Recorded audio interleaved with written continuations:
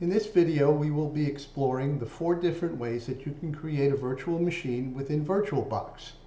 Now, I'll be using VirtualBox on a Windows 11 machine, as you can see from the background, and let's get started. Now, the first thing we'll want to do is start VirtualBox. So there's VirtualBox started up. Now, if you'll notice, there's icons on the top here. There's the preferences, and that's where we can set our preferences. And the first thing I'm going to show you before we get into building virtual machines is I'm going to show you how to move the default directory. Now, if we open up our folders here, default folder, we go to C, and we go to Users, and we go to Gary, you'll see that VirtualBox VMs is a folder here, and this is where VirtualBox will put all of the virtual machines. However, if you notice here, I do have a rather large D drive with nothing on it, which I'm going to use. So what we want to do is we want to move the VirtualBoxes from the C drive to the D drive. So I'm just going to back that up here, and I'm going to change that to a D. And now our virtual machines will be created on the D drive. And you can change some of the other settings here as well, the type of display, the proxy, the interface, and so on. But that's generally the only one that we'll need to change. The first method we're going to use is to create a virtual machine from an ISO file. An ISO file, or an ISO image, is a copy of it's an archive copy of what is found on an optical disk. And it's usually an installation disk, as Windows or some sort of software. So today we're going to create a VM from an ISO file of Windows 10. So let's get started. We'll bring up VirtualBox. And the first thing we do is we click on New. And you can do Expert mode, or you can do Guided mode. I'm going to walk you through the Guided mode. So we're doing Windows 10, so let's type in a name for this. And you see that we've moved our VirtualBox VMs to the D drive. So looking for the ISO image, so let's do the other, and we have it, I've already downloaded it from the Microsoft Evaluation Center. And there it is.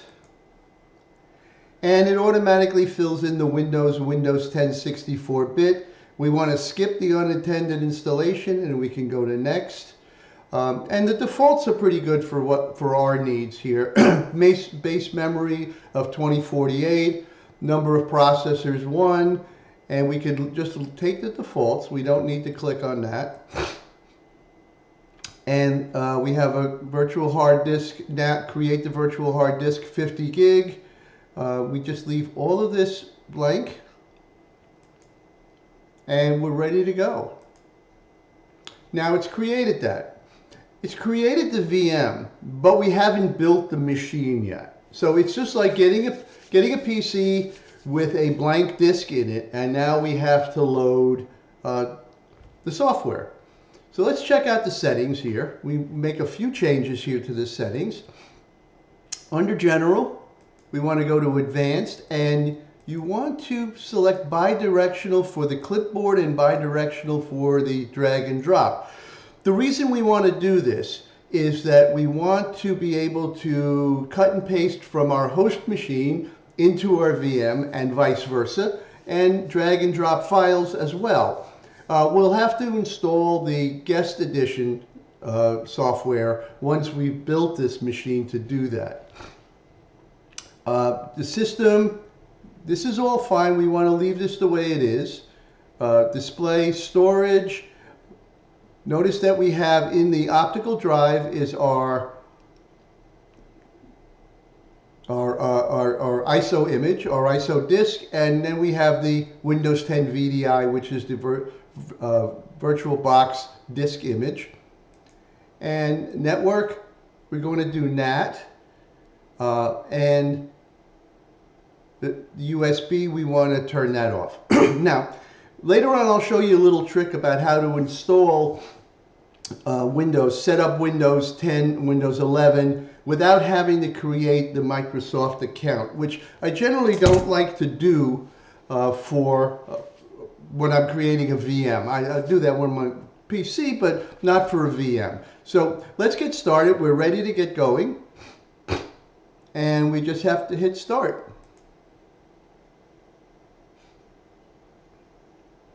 You'll see the log here. And it will give our progress. Now it's going to read the disk, the CD that's in the disk, or the ISO image that's in the disk, the faux CD. And it's going to start to build our Windows box, and we'll have to answer a few questions here, such as English, say next, and install now.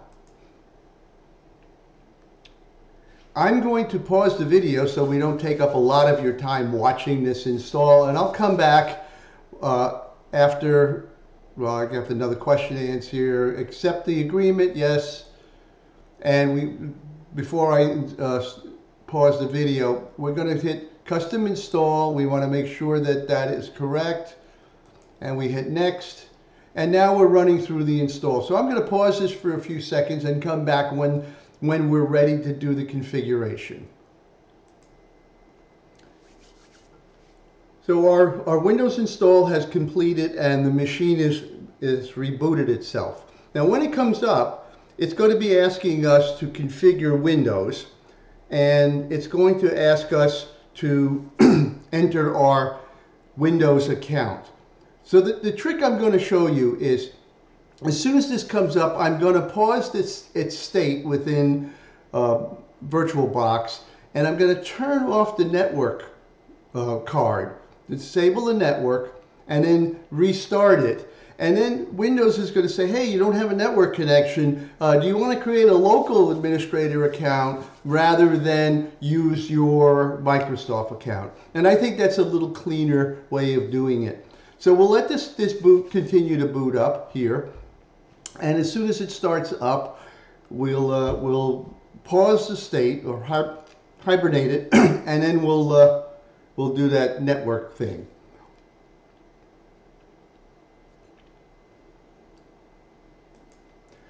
Okay, we've rebooted one more time, and hopefully Windows will come up now. It's done with its multiple reboots, and we can start our our setup. Here we go. Our setup's about to start. So as soon as this settles down and asks us a question, I will pause it. And I'll pause it by coming up here, clicking on the X, and saving the state.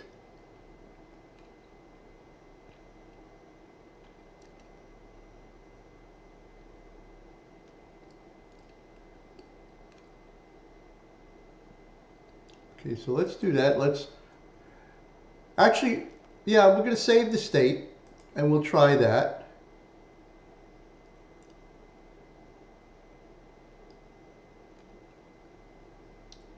And then we'll come in here and go to Settings, Network, and Not Attached. Say OK, and let's start her back up again.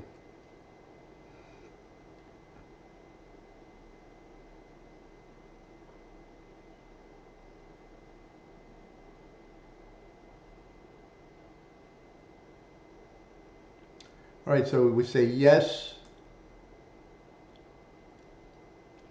yes,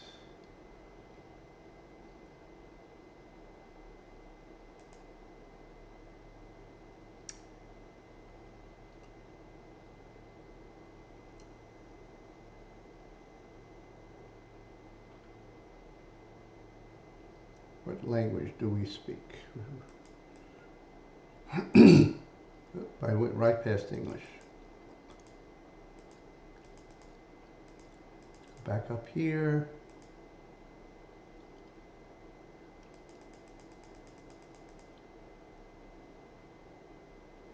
There we go. It usually jumps to that. I'm surprised that it's asking me. We don't want to add we want to, which keyboard would you like to use? Add layout. And notice it's saying now Ethernet is not connected. So we click down here on I don't have internet.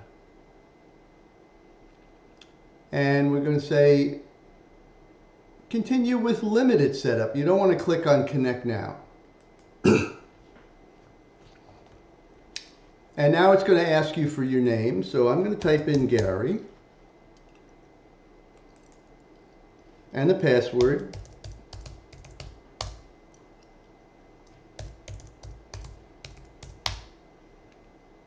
And now it's going to ask you for security questions.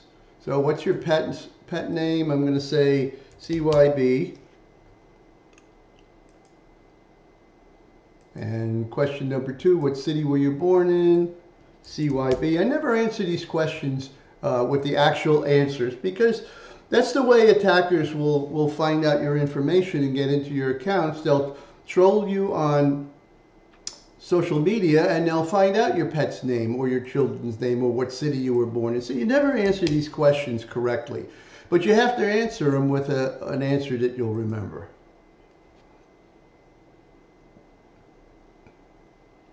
And now we go through here and we answer all of these questions. We turn all of this off because I don't like to do any of this stuff, especially on a VM where I'm going to be using it for testing and so on. And now we want to let Cortina get things done. No, we don't want Cortina.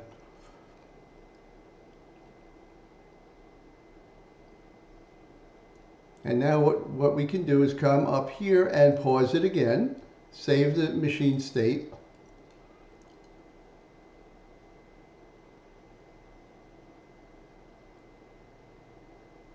And go turn our network back on.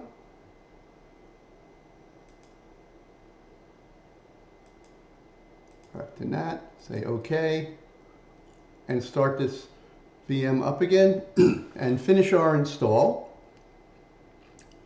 And that's the way I fake out Windows into allowing me to create a local account. Now I do this with Windows 11 as well. And Windows 11 is a little bit more difficult to install because it wants to do some memory checking and so on. So there's some steps you have to go into the registry during the install to create a VM. But that's something for another day. So we don't need to watch this any further because it's just going to configure here. So that's how we create from an ISO file. The second way we're going to add a VM is by adding a VBOX file or a virtual machine. To do this, we click on the Add button. And we would go find the file we want. But there's one thing we have to do beforehand. I've downloaded the Kali Linux 2022.3 VirtualBox appliance, and it's in a zip 7 archive. And I've already unarchived it into a file here. And you see that we have 2 files here. The VBOX file is an XML file, which I'll show you what it looks like here by dragging it into a notepad. And you'll see that it is an XML file. The XML file holds a description of the virtual disk image that's here.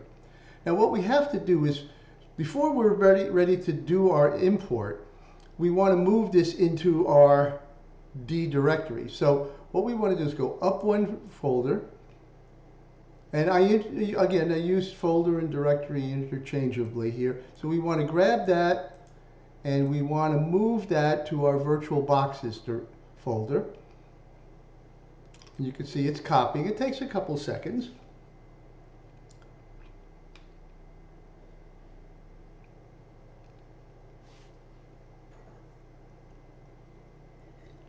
And once that's completed, we'll be able to import our VM. And you'll see that it's a lot faster to import the VM than it is to create it from an ISO. So that's why creating VBOXes and VMDK VMs and OVA VMs are much more desirable than installing bare metal from an ISO file. Just a couple of seconds more and this will be finished.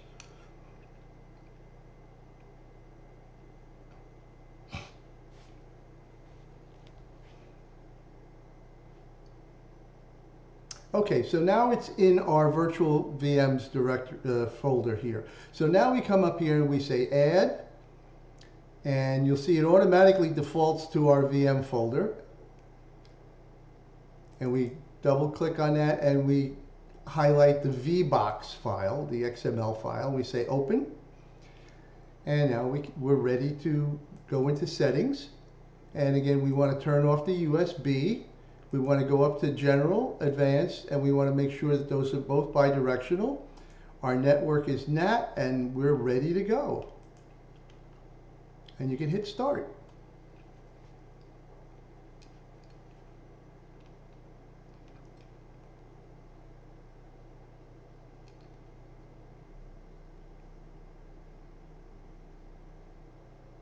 And there it is.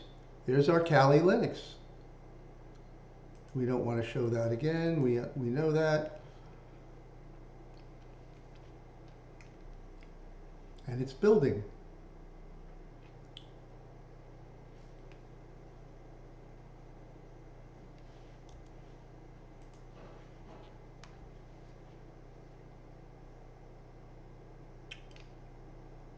Takes a couple of seconds to boot, and there we are. And we can log in as Kali. Password is Kali.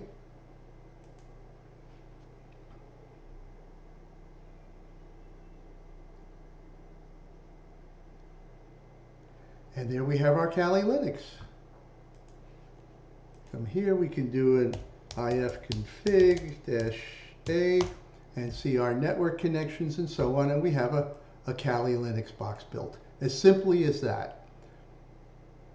And we can come up here, and again we want to save the state, and we're shutting it down.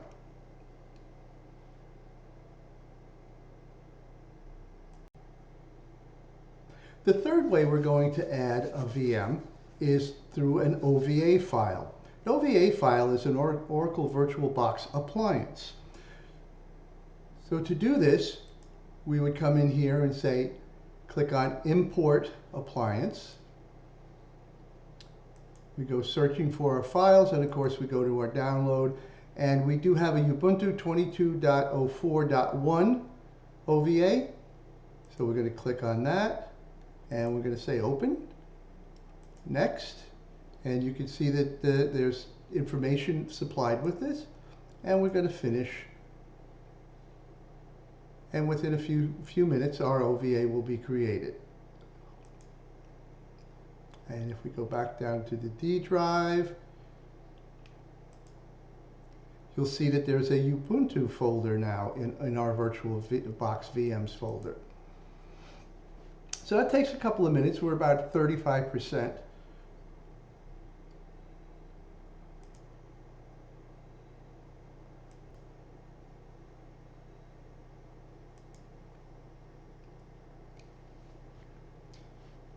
And we're just about ready to power it up.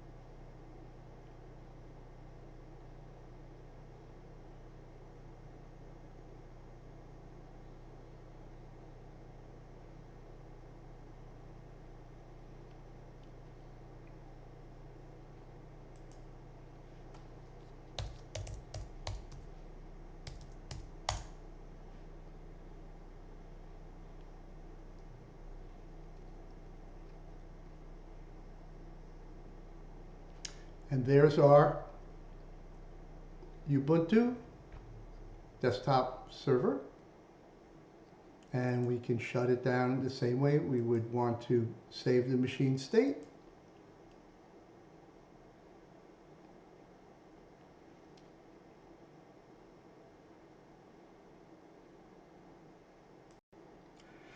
Okay, the fourth and final way that I'm going to show you how to create a VM is by using a VMDK file, which is a disk image, very similar to the VBOX image that we saw when we did the Kali Linux.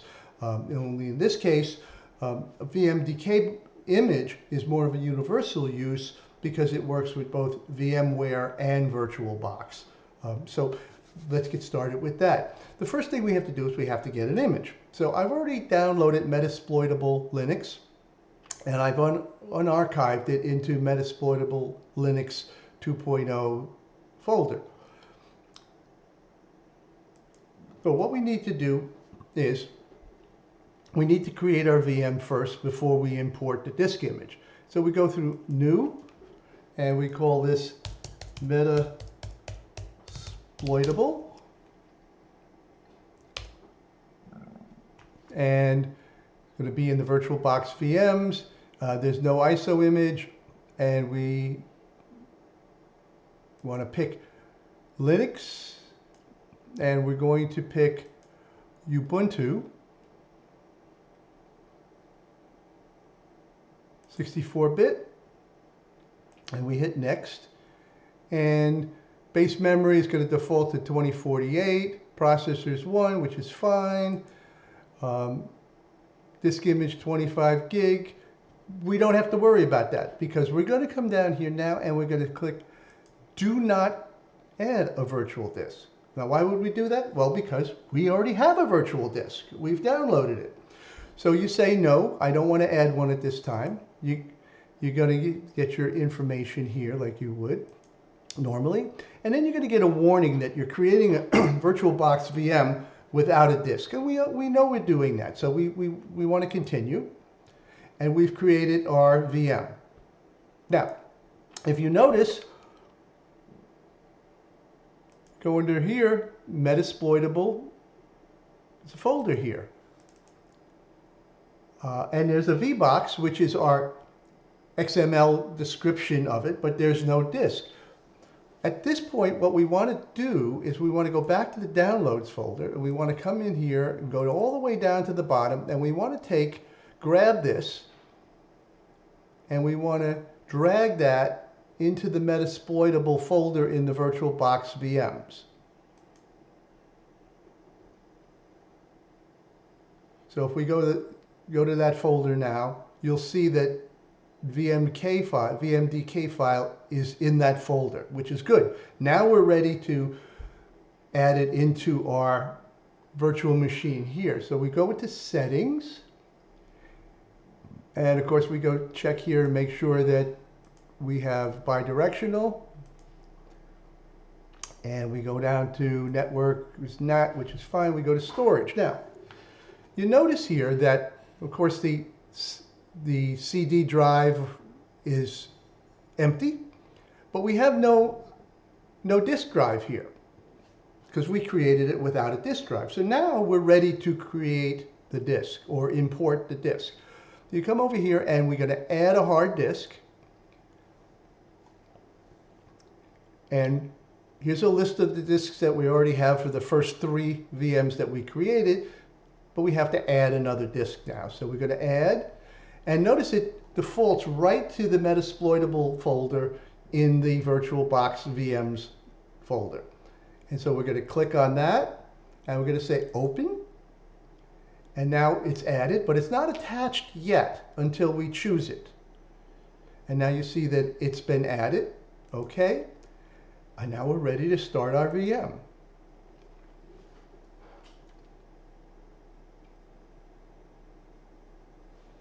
And it takes a few minutes to run. And it's loading. It's still faster than loading it from an ISO file. And you can see we're booting up. This is all good.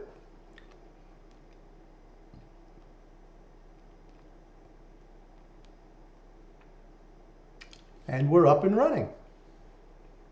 Again, we could shut it down by saving the state. So that concludes this video on creating VMs. In the next video, I will show you some tips and tricks for using VirtualBox to make your life easy. We'll do groupings, and we'll do cloning, and we'll be backing our VMs up and so on. So I'll see you in the next video.